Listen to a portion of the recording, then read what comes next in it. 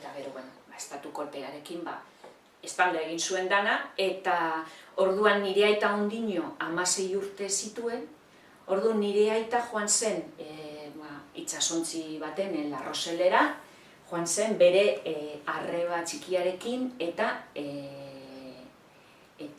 bera, hirurok.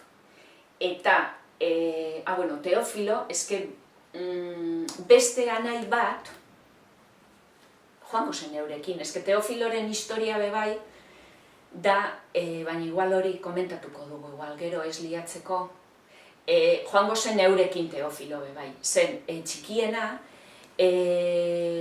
baina Teofilo geratu zen Belgikara joan zen Teofilo, bai? Eta nire amama, nire izeko eta nire aita joan ziren La Roseletik Logminera, Bretañara. Eta anai nagusia geratu zen, ze anai nagusia zegoen lehenago hil bataioian. Eta bera ja joan zen gerrara.